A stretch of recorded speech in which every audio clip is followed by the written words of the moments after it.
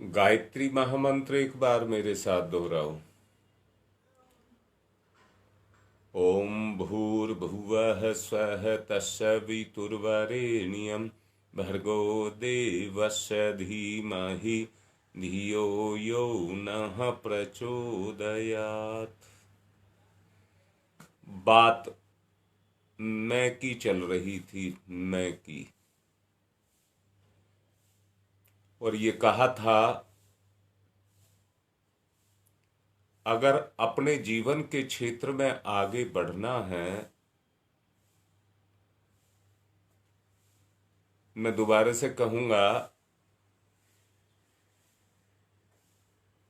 संसार के सारे लौकिक सुख और परमात्मा के सारे आनंद अगर एक साथ कहीं पाए जा सकते हैं तो इस मैं के अंदर बैठ करके ही पाए जा सकते हैं। इंद्रियों से संसार के सुख, मन के माध्यम से, और परमात्मा के सुख हृदय से आप दोनों को ले सकते हैं। दोनों की संयुक्त इकाई का नाम मैं है। जहां हम दोनों आकर के मिल गए हैं उसी को मैं है। यहां मैं फिर से एक बात कहूंगा, अगर मेरी जीभ के अंदर रस नहीं होता तो संसार का कोई सुख मुझे नहीं मिलता। अर्थात इंद्रियों के माध्यम से ही मुझे संसार का सुख मिलता है और हृदय के माध्यम से मुझे परमात्मा का आनंद मिलता है। कल मैं आप लोगों को समझा रहा था, अगर अपने वास्तविक स्वरूप को देखना है, या मैं छोटे शब्दों में कह दूं कि भगवान बनकर के ही भगवान को पाया जा सकता है।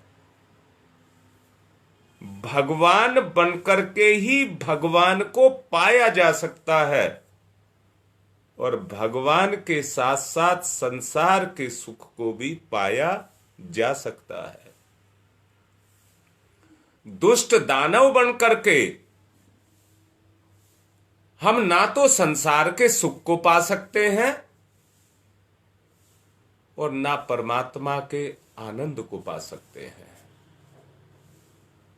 इसलिए ये अगर हमको पाना है तो इसको पाने के लिए हमें ब्रह्म के दर्शन, ब्रह्मा के दर्शन, विराट ब्रह्म के दर्शन अगर हमको करने हैं तो वो इन आंखों से नहीं किए जा सकते। ये कल मैंने आपको बताया था, वो विवेक और विचारणा की सूक्ष्म दृष्टि से ही संभव हो सकते हैं।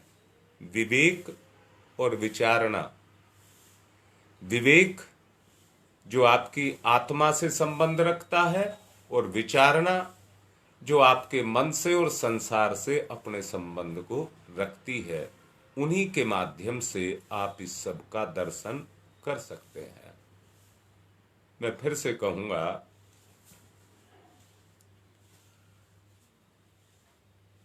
मैंने शांति कुंज में निवास करने वाली डॉक्टर गायत्री शर्मा के अनुभव को सुना था। जब वो पहली बार गायत्री परिवार के संस्थापक परम पूज्य गुरुदेव से मिली थी, बहुत लंबी चौड़ी बात को फैला करके नहीं कह रहा हूं, गुरुदेव का आशीर्वाद जब उन्हें मिला तो उन्होंने अपनी अनुभूति के रूप में बताया कि जिधर उनकी दृष्टि जाए उधर ही उनको मां गायत्री दिखाई दे। जिधर उनकी दृष्टि जाए उधर ही मां गायत्री उनको दिखाई दे। गुरुदेव के प्रभाव से उनका विवेक जगा, विचार परिष्कृत हुआ। विवेक जगा, विचार परिष्कृत हुआ और आत्म परिष्कार की प्रक्रिया वहीं से शुरू हो गई। यहां मैं फिर से कहूंगा, सज्जनोचित व्यवहार जब व्यक्ति के अंदर आना शुरू हो जाए, सज्जनोचित व्यवहार, सज्जनोचित व्यवहार से मतलब क्या है? अपना दुख दिखाई ना दे, दूसरे का दुख दिखाई दे। एक बार को अपने काम को, वैसे तो किसी के भी काम को, अपने को भी ना बिगड़ने दे, पर एक बार को अपना काम रह जाए पर और किसी का काम ना रहे। व्यवहार में शालीनता, आत्मीयता, प्रेम जब पैदा हो जाए तो व्यक्ति का जीवन चंदन के पेड़ के समान शीतल हो जाता है और उसी को सज्जनोचित जीवन कहते हैं। अध्यात्म का यही रास्ता बताया गया है। इसी के आधार पर ईश्वर की सत्ता का अंश अपने अंदर, अपने अंश में क्रियाशील होता है और उसके क्रियाशील हो जाने से हमारा व्यवहार उनके साथ, किसके साथ? आत्मा के साथ मिलता हुआ चला जाता है और जितना मिलता जाता है उतना ही श्रेष्ठ बनता हुआ चला जाता है। जल, अक्षत, धूप, दीप, नैवेद्य, पुष्प, ये सब हम परमात्मा को देते हैं और इनको देने का मतलब है इस पूजा के माध्यम से उस विराट परब्रह्म के साथ हम प्रेम, करुणा, मैत्री, उदारता, सहानुभूति, आत्मीयता और सौजन्य, इससे भरा हुआ व्यवहार परमात्मा के प्रति नहीं कहिए, इस संसार में हम उसको जागृत करते हैं।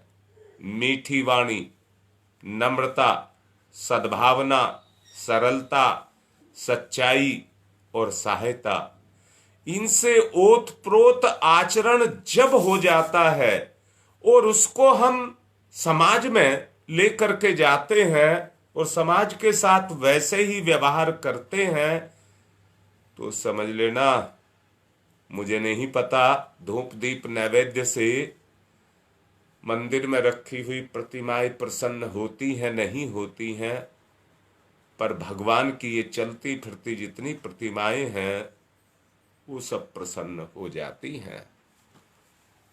इस प्रसन्नता का नाम ही विराट परमात्मा है।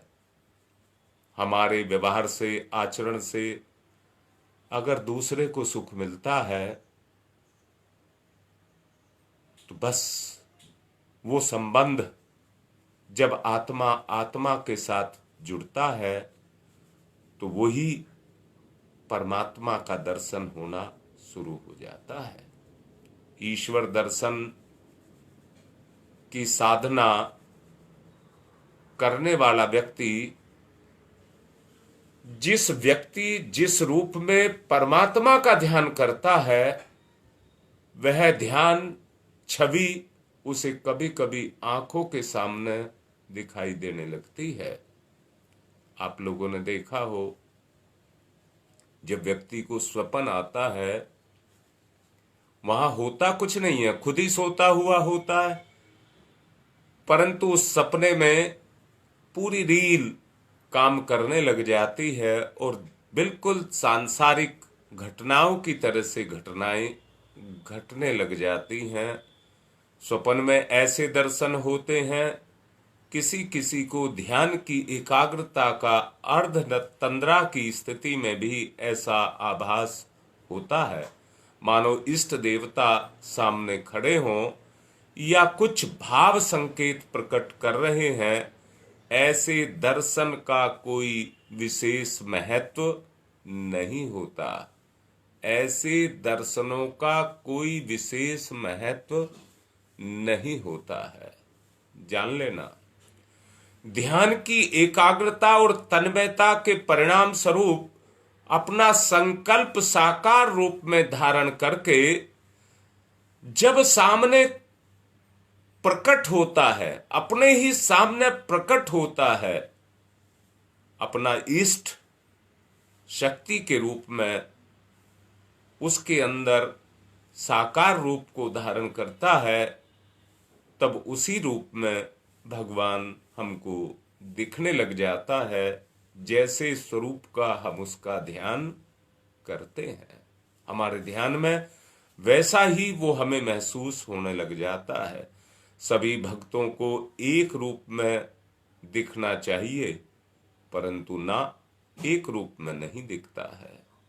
सबको अलग अलग दिखता है, अलग अलग दिखता है। मैं फिर से कहूंगा, ऐसा नहीं होता जैसे आकाश में एक सूरज हो और किसी बगीचे में 5 घड़े रखे हों पानी से भरे हुए, तो उसमें 5 अलग अलग सूरज दिखाई देंगे। आकाश में सूरज एक है, पर हर घड़े में सूरज अलग अलग दिखाई देगा।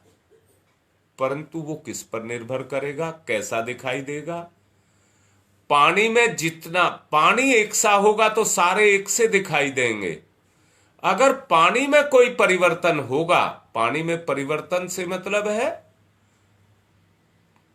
अलग अलग स्थिति का पानी अलग अलग कलश घड़े में होगा, एक में गंदा है, एक में दूसरे रंग का है, तीसरे रंग का है, तो उसमें सूरज भी अलग अलग तरीके का दिखाई देगा। जबकि आकाश में सूरज एक है। ठीक इसी ही तरह से हर व्यक्ति के, हर भक्त के अंदर भगवान कभी एक साथ दिखाई नहीं देगा।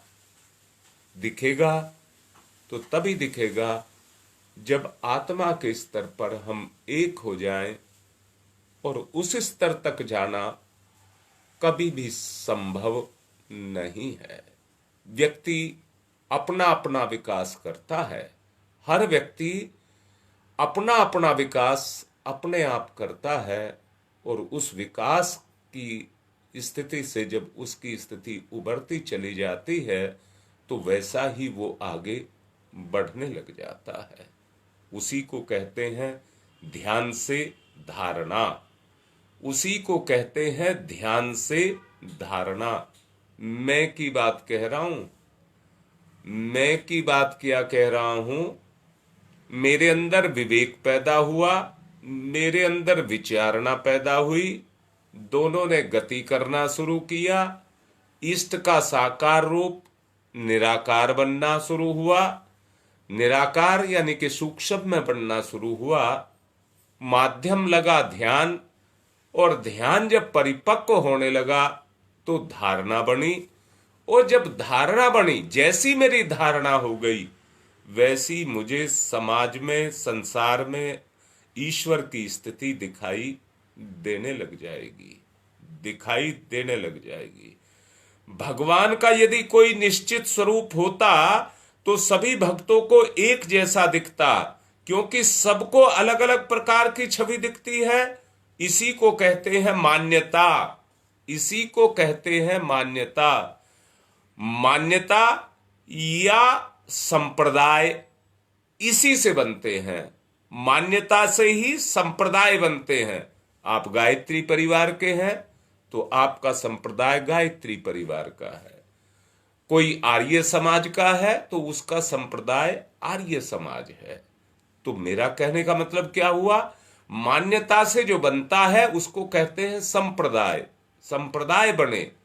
अब मैं फिर से कहूंगा, वो ही संप्रदाय, देखिए ना, एक से संप्रदाय में जितने भी उसमें आकर के जुड़ते हैं, सबकी लगभग सोच मिलती जुलती हुई होती है।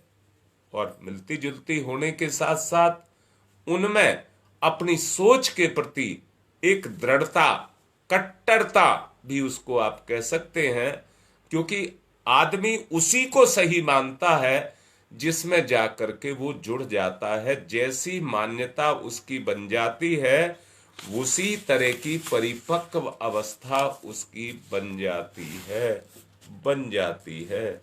इस प्रकार किसी छवि का ध्यान में, स्वरूप में या अर्ध तंद्रित स्थिति में दिखाई जाना, वो बहुत ही सामान्य श्रेणी की बात है, बहुत ही सामान्य श्रेणी की बात है।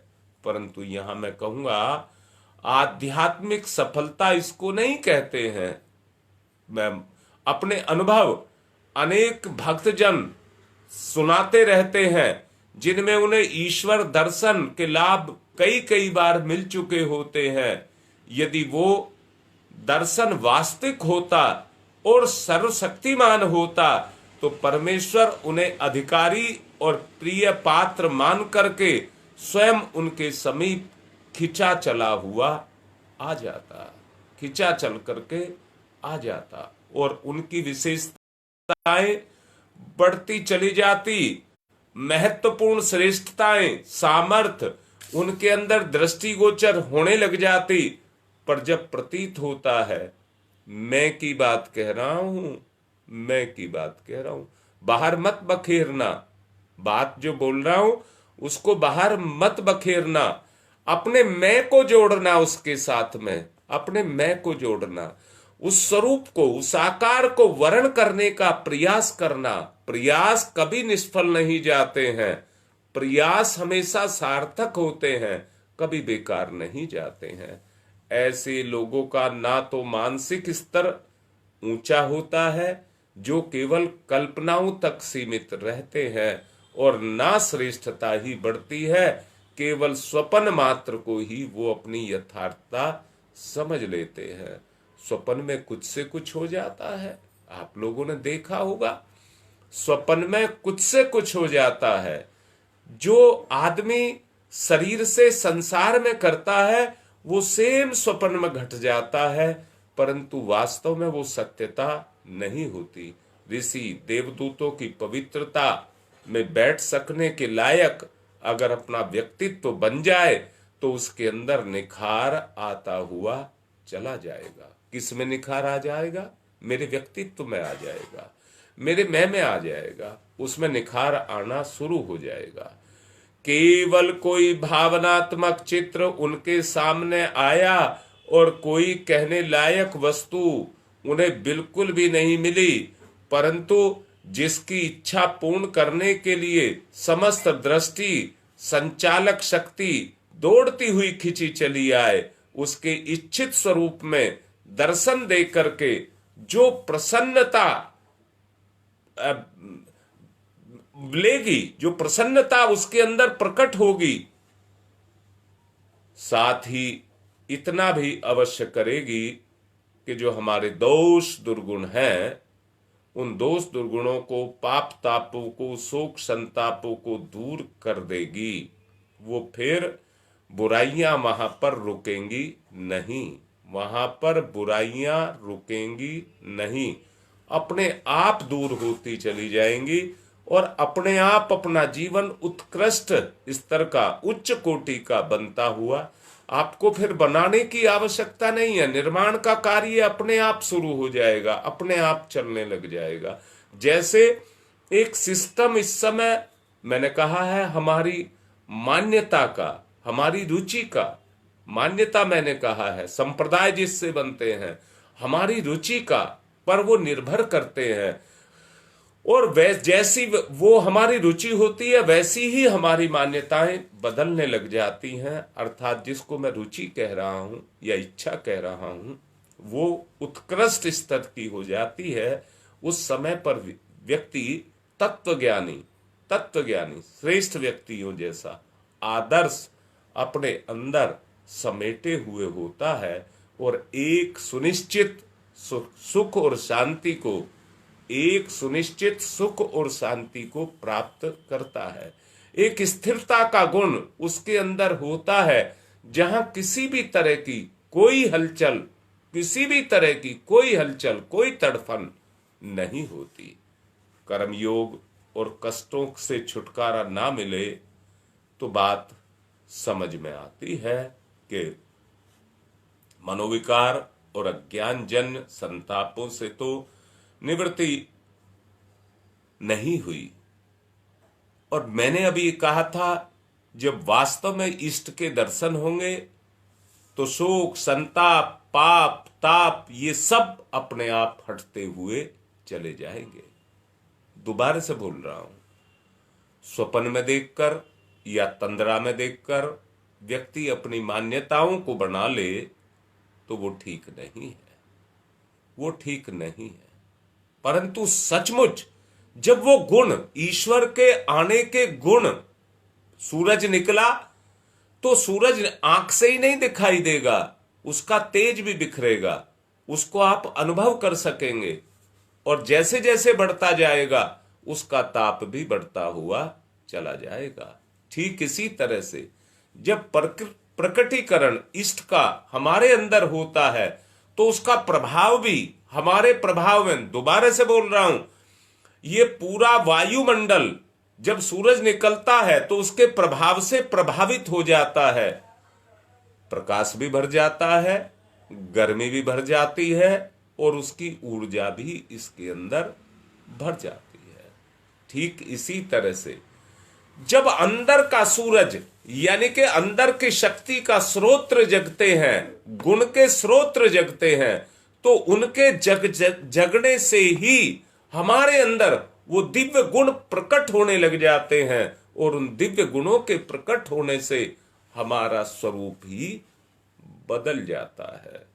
फिर कैसा स्वरूप हो जाता है? मैंने अभी कहा था कुछ देर पहले, पत्ते पत्ते पर, जर्रे जर्रे पर, जीव जीव में आपको भगवान दिखाई देने लग जाएगा। जहां चैतन्य है वहां वो साकार हो जाएगा। कण कण में बताया है कि चेतना छुपी हुई है, तो कण कण में ईश्वर का आभास आपको होने लग जाएगा, महसूस होने लग जाएगा। समझ लेना, उतना लक्षण अगर दृष्टिगोचर ना हो तो समझना चाहिए कि ईश्वर दर्शन की बात मन बहलाव मात्र तक ही सीमित रही है। वस्तु स्थिति कुछ इस तरह की है कि आदमी अपने ध्यान का उद्देश्य ये सिद्ध करने के लिए कि वास्तविक ईश्वर के दर्शन हो, किसी भी प्रकार से वो अपनी अंतरात्मा की पुकार के रूप में उसके अनुसार अपने सांसारिक जीवन को सदा समस्त रूप में उसी रूप में जिए। अगर प्रलोभनों और आपत्तियों की परवाह ना करते हुए वो सोचता है और वही करता है जो अंतःकरण में प्रेरणा प्राप्त होती है। ये ध्यान सब रखने की बात है कि कई बार भौतिक कामनाएं इतनी प्रबल हो जाती हैं जो निरंतर बेचैन किए रहती हैं। कई लोग इन्हें भी अपना आंतरिक प्रेरणा मान करके बैठ जाते हैं और कई लोग जब अपनी आंतरिक स्थिति को रोक नहीं पाते हैं, जो अंदर की प्रेरणाएं प्रलोभन के रूप में, किसी भी रूप में, जो बाह्य आकर्षणों के रूप में है, तो बहुत से व्यक्ति क्या करते हैं, बहुत से व्यक्ति ये करते हैं, भगवान जैसी तेरी मर्जी, भगवान जैसी तेरी मर्जी, और स्वयं को उस नरक में डाल देते हैं, उस नरक में स्वयं को डाल देते हैं। जबकि अंतःकरण बताता है, अंतःकरण बताता है क्या ठीक है और क्या गलत है। मैं यहां ये कहूंगा, जाना तो नहीं, आपने द्विधा की स्थिति, द्विधा माने डबल सोच, द्विधा माने डबल सोच। एक कह रहा है कर ले इस काम को, मन का एक हिस्सा कह रहा है कर ले इस काम को, दूसरा कह रहा नहीं पाप हो जाएगा। पाप हो जाएगा। उस स्थिति में, द्विधा की स्थिति में जीव आ जाता है। और जब ऐसी स्थिति में खड़ा हो कि जरा सा संतुलन किधर को ही डगमगा जाए तो उधर को ही वो गिर पड़ता है, उधर को ही गिर पड़ता है। क्यों गिर पड़ता है? क्योंकि उसका अपना मनोबल और आत्मबल दोनों बल उसके ऊपर काम करते हैं। जिधर का खिंचाव ज्यादा हो गया उधर को ही व्यक्ति गिर जाएगा, चला जाएगा। यहां फिर से कहूंगा, सच्चाई की परीक्षा यही होती है।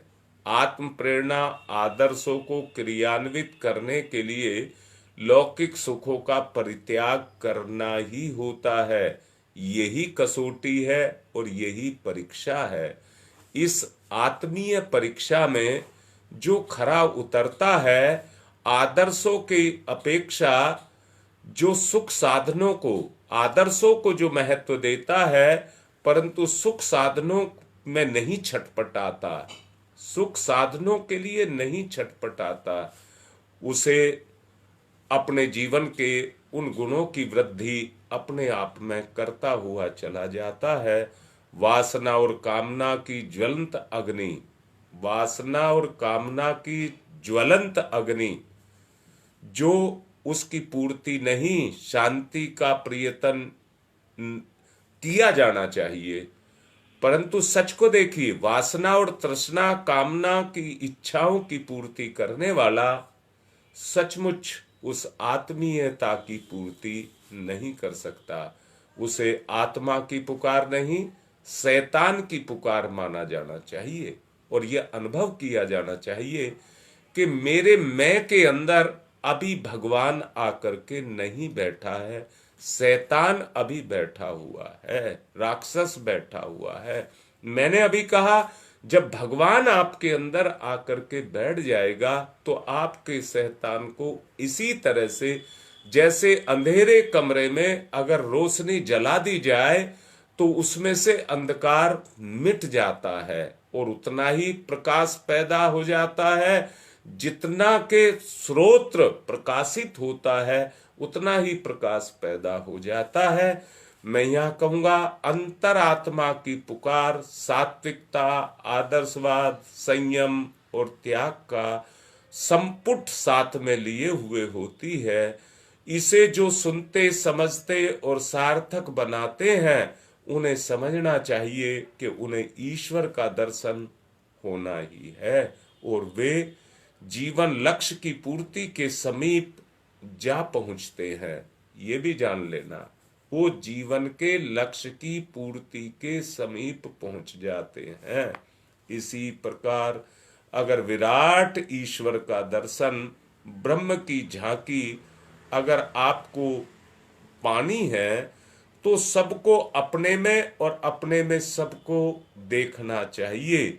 उसी को ज्ञानी माना जाता है, उसी को ज्ञानी माना जाता है। ये जो मैंने कहा है वो इसलिए कहा है कि जैसे दूसरे के दर्द को अपना दर्द, दूसरे के दुख को अपना दुख जो महसूस करने लग जाते हैं, वास्तव में उस महसूस से जितना और उसका निवारण भी करने लग जाते हैं, उतना ही ब्रह्म उनके अंदर प्रकट होने लग जाता है। ये दूसरा तरीका है, दूसरा तरीका है। मैंने पहला कहा जिसमें व्यक्ति अपनी साधना करता है, ध्यान के माध्यम से, जप के माध्यम से, पूजा पाठ के माध्यम से जो वो करता है। दूसरा व्यवहारिक रूप है और व्यवहारिक रूप यही है जो दूसरों की पीड़ा से पीड़ित होता है, जिसे दूसरों के सुख में अपना सुख जैसा आनंद मिलता है। उसने आत्मा की एकता को समझ लिया है और इस समझदारी को ही वो ईश्वर की झांकी के रूप में देखता है। समझदारी इसी में है कि हम परमात्मा के साथ इस सुरम्य रम्य जो संसार है उसको उपवन के रूप में, भूलोक को अधिक सुंदर और अधिक पवित्र, अधिक समुन्नत और अधिक शांतिमय बनाने के लिए जो लोग संलग्न हैं उन्हें सच्चा ईश्वर का भक्त कहना चाहिए। उद्देश्य जो ईश्वर का जो पूरा करते हैं, जो परमात्मा का उद्देश्य पूरा करते हैं, निश्चित रूप से वो उसके लाभ को लेते हुए चले जाते हैं। उन्हें सच्चा ईश्वर भक्त कहना चाहिए। माली और मालिक, माली और मालिक की प्रसन्नता उनके साथ अधिक से अधिक परस्पर निकट जुड़ी हुई है। दोनों की आपस में एक दूसरे के, मैं फिर से कहता हूं, अगर कोई माली किसी मालिक के उपवन को सुंदर बनाता है तो बनाने वाले को संतोष मिलता है, शांति मिलती है। परंतु जिसके बगीचे को, जिस मालिक के बगीचे को सुंदर बनाता है, उसको लोक सम्मान भी मिलता है, उसको भी शांति मिलती है, उसको भी संतोष मिलता है। मैं फिर से कहता हूं, जीवन का एक नियम है, जीवन का एक नियम है। अंतर कहां पर पैदा हो गया? कोई व्यापार करता है तो वो अपने जिसके साथ व्यापार करता है उसके हित को नहीं देखता, वो केवल अपने हित को देखता है। क्या हित को देखता? पी जा इसका माल, लूट ले इसको। परंतु याद रखना, एक ही सिद्धांत है कि जितना भला आप अपना करो उससे ज्यादा भला उसका करो जिसके साथ आप व्यापार को कर रहे हो। व्यापार का सच्चा नियम यही है कि अपने फायदा जितना आप करें उससे ज्यादा फायदा आप सामने वाले का करें, ग्राहक का देखें। मैं फिर से कहता हूं, व्यापार का एक नियम है। व्यापार का नियम क्या है कि आपको अपने जीवन को चलाने के लिए आपने व्यापार शुरू किया, और अगर आप खरीदार का ध्यान नहीं रखेंगे, खरीदार को लूटेंगे, सच का आपको पता है, सत्य का आपको पता है कि आप फला जगह से वस्तु को खरीद करके लाए हैं, वो कितने की आई है और उस पर खर्चा कितना हुआ है, दोनों को जोड़ लीजिए और साथ में अपना मेहनताना जोड़ लीजिए, साथ में अपना मेहनताना जोड़ लीजिए। तो जो खरीदार है उसको जाने आने का, समय का, उस मेहनत का बचत हो गया और उसको दरवाजे पर सामान मिल गया। परंतु दूसरे को जिसने ला करके दिया उसको एक धंधा मिल गया, उसको एक काम मिल गया। अब मैं कहता हूं, दोबारा से सुनिए, जो उस व्यापार को उस दृष्टि से करेगा, उस करने वाले को जब खरीदार उसके पास आएगा तो उसको वो भगवान दिखाई देगा। और हर व्यक्ति अपनी समय की बचत के लिए, धन की बचत के लिए और मेहनत की बचत के लिए उसका उपयोग करेगा, उसमें दोनों को फायदा होगा। जब लाभ एक तरफा रह जाता है, जब लाभ एक तरफा रह जाता, अर्थात सोच की बात कह रहा हूं मैं, तो उसमें निकृष्टता आ जाती है, उस सोच में निकृष्टता आ जाती है और मेरा जो मैं है वो उतना ही मलिन हो जाता है, उतना ही गंदा हो जाता है। मैं निवेदन पूर्वक कहूंगा, अगर अपने आप को आप श्रेष्ठ बनाना चाहते हैं, अगर आप अपने आप को श्रेष्ठ बनाना चाहते हैं तो उसके लिए अपने हित की बात मत सोचिए, दूसरे के हित में। मैं फिर से कह रहा हूं, माली जिस मालिक के बगीचे को सुंदर बना रहा है उससे उसको क्या लाभ होगा? उसे तो उससे काम मिला हुआ है।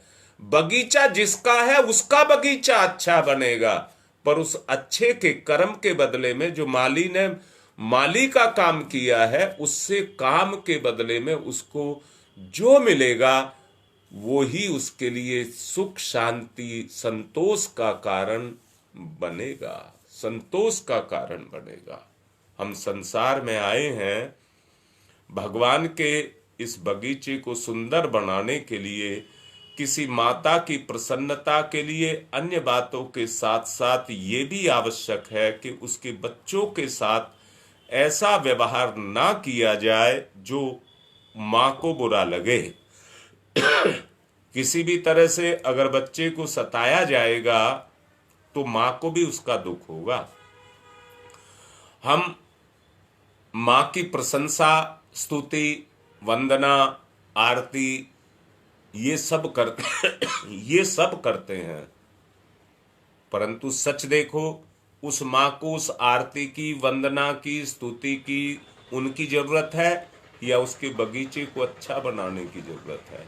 मैं फिर से कहूंगा, जो उसके बगीचे को अच्छा बनाता है और उसको प्रसन्नता देता है और उसके बाद भी प्रार्थना करता है कि माँ मैं श्रेष्ठ मार्ग पर चलूं, मुझे इतनी शक्ति और प्रेरणा दो कि मैं अच्छे मार्ग पर चलूं, तो निश्चित रूप से जानना वो माँ, वो शक्ति, वो आत्मा आपको वो श्रेष्ठता देती हुई चली जाएगी और वही गुण आपके अंदर बढ़ता हुआ चला जाएगा। दोबारा से कह रहा हूं, जब आप श्रेष्ठता को उभारेंगे और उस श्रेष्ठता के लिए ही प्रार्थना करेंगे तो वो श्रेष्ठता आपकी निराकार से साकार होती हुई चलती चली जाएगी। जैसे व्यक्ति की आदत बढ़ती है, कोई भी आदत पड़ जाती है तो वो आदत बढ़ती हुई चली जाती है, ऐसे ही व्यक्ति के अंदर वो श्रेष्ठ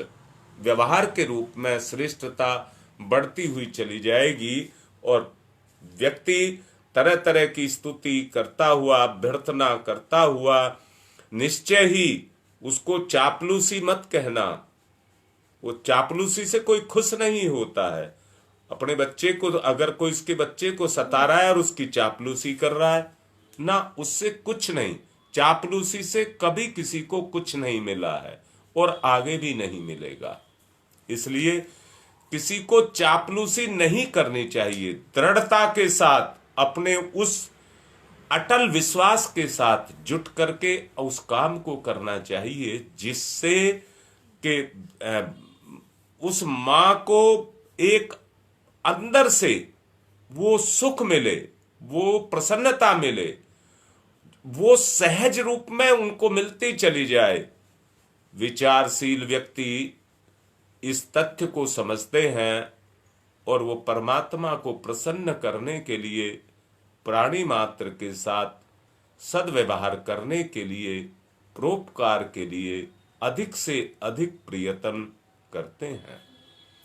ये प्रयत्नशीलता ही इस बात का प्रमाण है कि मनुष्य ईश्वर को जानता है, मानता है, देखता है और उसकी पूजा प्रसन्नता के लिए प्रयत्नशील रहता है। ईश्वर दर्शन से ही आत्मा का कल्याण होता है और उसी से जीवन के लक्ष्य की पूर्ति होती है। उसी से जीवन के लक्ष्य की पूर्ति होती है। मेरा आत्मीय निवेदन है, जो समझाया गया है उसको समझना। आज का समय पूर्ण हो गया है, इसलिए निवेदन कर रहा हूँ, इस रास्ते को अपनाना, चलना, अपना उद्धार करना। कोई भी चीज आपके काम नहीं आएगी। मैं में जितना परिवर्तन करते चले जाएंगे और परिवर्तन किसकी तरफ? आत्मा की तरफ, हृदय की तरफ आप चलते चले जाएंगे, उतना ही आपका उद्धार होता हुआ चला जाएगा। आज की बात को पूर्ण कर रहा हूँ। ओम शांति ही शांति ही शांति ही। एक सूचना भी देना चाहूँगा, अभी बहुत जल्द 2-4 दिन में ही हम लोग एक आंखों का कैंप लगाने की सोच रहे हैं और वो कैंप या तो गंगा विहार या नेहरू विहार में से कोई सी जगह लगेगा। जिनकी आंखों में कोई दिक्कत हो उनको चेक कराया जाएगा। जिनको मोतिया होगा उनका मोतियाबिंद का ऑपरेशन कराया जाएगा। किसी से कोई पैसा नहीं लिया जाएगा, किसी से कोई भी पैसा, मेरा परिवार है किसी से कोई पैसा नहीं लिया जाएगा। इसलिए निवेदन है, जिनको किसी भी तरह की इस तरह की दिक्कत हो वो अपने नाम दे दे और योगेश को या उमेश दुबे को, दोनों में से कोई से को अपने नाम भेज दें और इसके फिर जल्दी ही इसका कैंप का इंतजाम करेंगे। आज की बात संपन्न। ओम शांति ही शांति ही शांति।